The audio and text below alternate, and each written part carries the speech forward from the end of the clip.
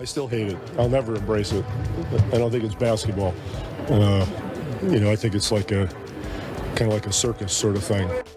Greg Popovich made these comments roughly 6 months after the Warriors championship. It was after this championship title when the three-point shot and offensive output skyrocketed in the NBA.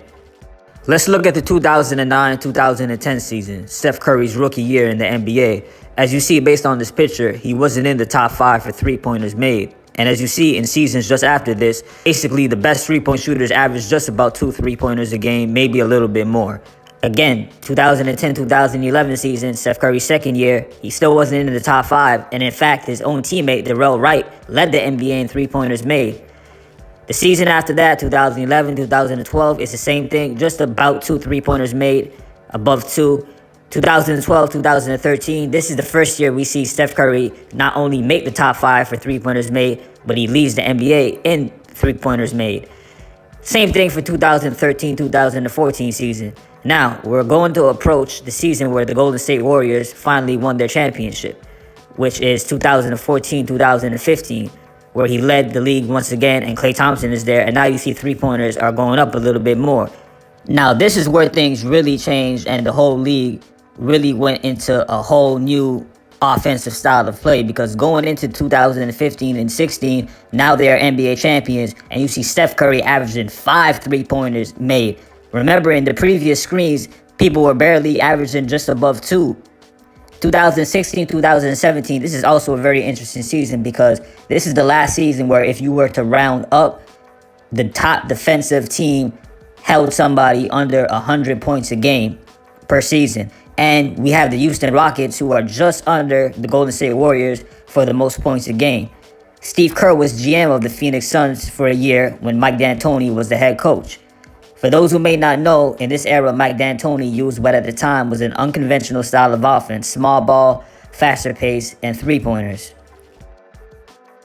When we looked at Shaquille today, our guys came to me, Mike and Aaron, and said, look, he's going to make dramatic improvement.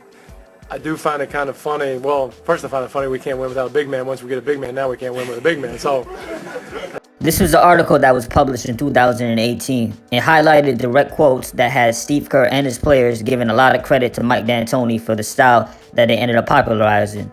Steve Kerr said, and I quote, "The guy who deserves the most credit for changing the way the league is played is Mike D'Antoni. He's the guy who eliminated the center position and said, let's go small and fast and shoot more threes." Interestingly enough, if we were to compare the 2014-2015 Golden State Warriors championship team with, let's say, the 2005 Phoenix Suns, who were coached by Mike D'Antoni, you will see that there's a lot of similarities, especially with the Golden State Warriors death lineup that they use in the NBA Finals in order to get the ring. The only difference is, unfortunately, the Phoenix Suns, this core group of team, wasn't able to capture the championship. Perhaps if they were, it would have led to an earlier style of offense being changed as we see now. When I got to Phoenix, I did more or less the same thing. Everybody yelling at me and saying, you're crazy, you're going to get a skill, you're going to get fired, you're going to kill Sean's career, Mari's career. It's going to be awful. And we take off, and we were 62-10 that year, or 62-20. As of recently, we've seen a lot of commentary in regards to not just the lack of defense in the NBA, but also the offensive output that has been going on. Now, these are actual players who also are complaining about the fact that it's harder for a lot of players to play defense in this era, at least according to their perspective. But keep in mind, a lot of these guys that you're seeing right now are Hall of Fame level players, guys who have championships. Let's explore some theories and see if there's truth in it. They took away aggression to open up the Euro League. It's the three-point shooting league because they're copying Euro style. Suns, right? That was the whole thing of D'Antoni. Yep. To be fair, Gilbert Arenas was an incredible offensive player, but when his game was critiqued, it usually came on defense.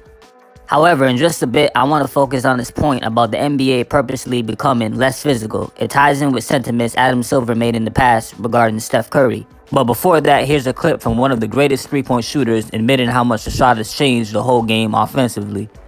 I think the perception is that there's all these rules that favor the offense and that no one tries on defense. So what is this space done in the NBA? What has the three-point revolution done in the NBA?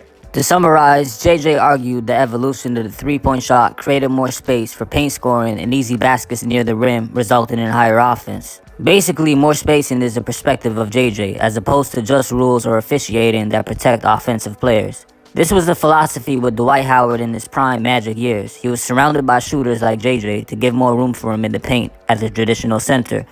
But let's check what Adam Silver said, because clearly there was intent from the league office to assist the evolution of what we now see offensively. What a smaller player like Steph Curry can do on the floor. His ability to shoot, his ability to move through the paint, that if guys could just bang him and knock him to the ground, as that was once the case in the league, I don't think that would be a better brand of basketball. I spoke about this in a similar topic, NBA faces familiar dilemma. And in this topic, I broke down how the NBA is constantly finding teams and specifically players that they brand the game around. And Steph Curry, being a familiar face, was somebody perfect. His game had to be marketed in a way where he was allowed to do what he could do. However, as of February 2024, there's been reports that the NBA Competition Committee is reviewing as to how they could reduce the offense and bring back some of the defensive competition that used to be in the NBA. So clearly what once was a great idea, now they're having some second thoughts about it and trying to get back to the game where fans could appreciate more defense. People would clear their benches with a sure. 17-point lead in the fourth and 9 minutes to go. For sure. You can't do that anymore. You can't do that anymore because I believe in 08, 09, or whenever that little light skin that's in Golden State, he changed that whole narrative. Also, it should be noted that the vital role Mark Jackson played in Steph Curry's early years was essential. That in itself would probably need another video.